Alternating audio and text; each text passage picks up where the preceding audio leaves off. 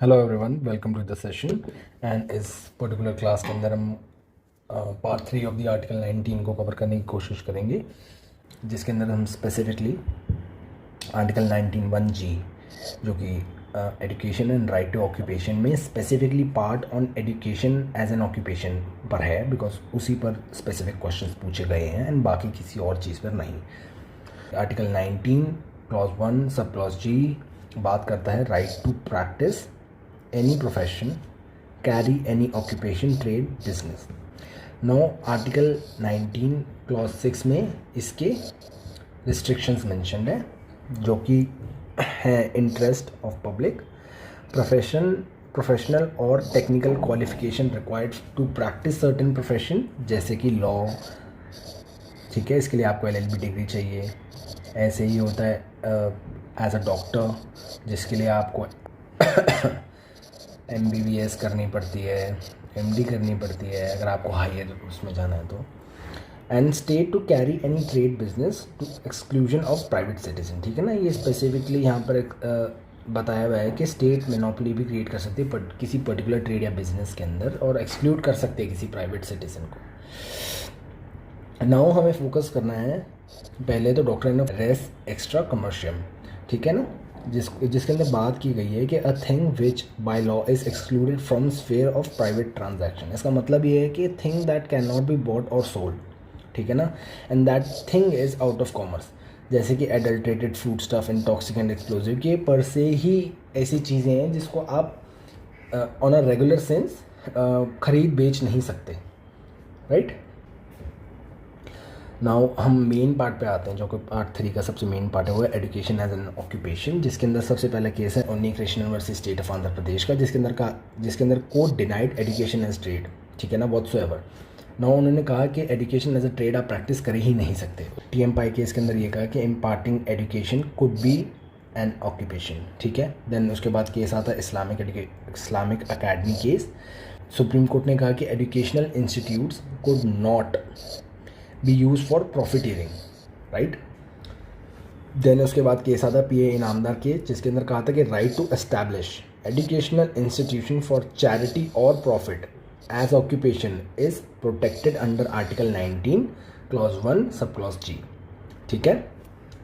However clarification 2011 के अंदर हो गई थी कि Indian Medical Association versus Union of India के केस के अंदर, जिसमें सुप्रीम कोर्ट ने कहा कि education as an occupation under said article and said sub clause only possible when charitable in nature, ठीक है ना। आपने देखा होगा जो स्कूल्स वगैरह हैं, they are operated through a trust, ठीक है ना, तो they run these institutions through a trust which they call as charitable, which in reality is not, ठीक है ना। तो ये सारे लूप होल्स होते हैं what they people have done, and through this they make their profits and also impart education.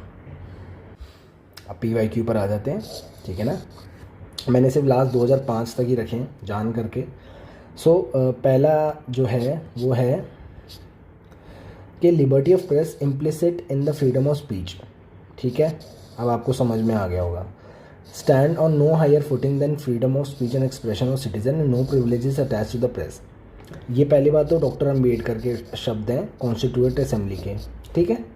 Second, आपको बताना है कि जो है ना press has the same power as an individual, ठीक है ना, और उनकी same limitation as an individual. वो right to freedom of speech के नाम पर इतना आगे नहीं जा सकते जिससे किसी की ड्यूटी ख़राब हो या जिससे किसी और का राइट ख़राब हो, ठीक है। एंड ये प्रॉपर एक पर्टिकुलर क्लास के अंदर मैंने कवर किया था, ठीक है ना। एक्सप्लेन द स्टेटमेंट, ठीक है ना, प्रॉपर्ली बताना है ना। Also distinguish term freedom of speech and expression and speech of expression, ठीक है ना, बहुत इजीली कर सकते हो। नाउ इस पर राइट क्रिटिकल नोट, मतलब you have to give some negative points, ठीक है ना, क्रिटिकली एनालिसिस।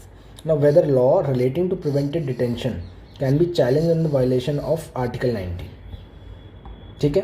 अभी actually mix of article 22 and article 19 है, तो जब मैं आर्टिकल 22 कवर करूँगा तब मैं आपको ये वाला कराऊंगा, एंड इसके अंदर आर्टिकल 20 भी कवर होगा, ठीक है ना, 21 भी कवर होगा, बट उसके अंदर हमें स्पेसिफिकली इन दोनों का रिलेशनशिप बताना है, तो उसके लिए आपको 22 पढ़ाना ज़रूरी है, तो इसको भी रहने देते हैं, ठीक है ना।